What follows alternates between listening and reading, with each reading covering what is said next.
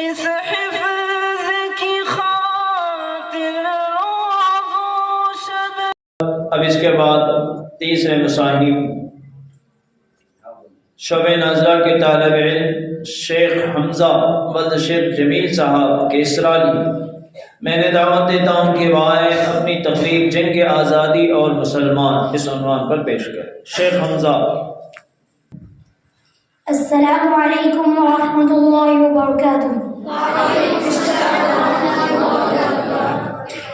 نحمده ونصلي على رسوله الكريم محمد وآله وأصحابه أجمعين اما بعد۔ جب چمن میں لہو کی ضرورت پڑی، سب سے پہلے ہماری ہی گردن کٹی۔ پھر بھی کہتے ہیں ہم سے یہ اہل چمن، یہ چمن ہے ہمارا تمہارا نہیں۔ بات پھولوں کی ہوتی تو سہ لیتے ہم، اب تو کانٹوں پہ بھی حق ہمارا نہیں۔ صدر محترم، معزز اساتذہ اکرام اور میرے حکم صاحبان اور میرے عزیز ساتھیوں، جب سرزمین ہند پر انگریزوں کے ناپاک سائے پڑے، باشندگان ہند پر ظلم و ستم کے پہاڑ توڑے جانے لگے، جب ہندوستانیوں کا خون پانی سے ارزا ہونے لگا، جب اپنے وطن کی عزتیں سڑکوں پہ نیلام کی جانے لگی، جب ان کی جانیں کھلونوں سے سستی ہو گئی، جب اپنے وطن عزیز میں ہی ان کا رہنا مشکل کر دیا گیا، اور جب انگریزوں کا خونی عفریت ہندوستانیوں کو اپنے پنجے غلامی میں جکڑنے لگا، تب ایسے نازک حالات اور ہولناک ماحول میں جب کہ منہ کھولنا قیامت سے کم نہیں تھا، اپنی زبان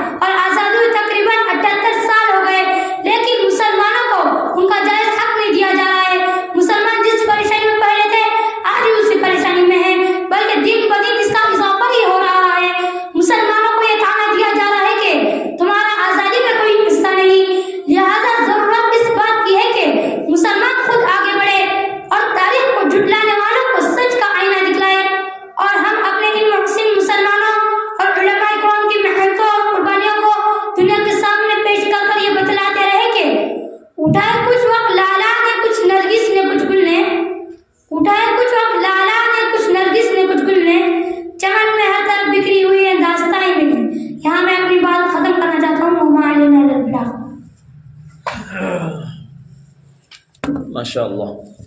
یہ تھے شیخ حمزہ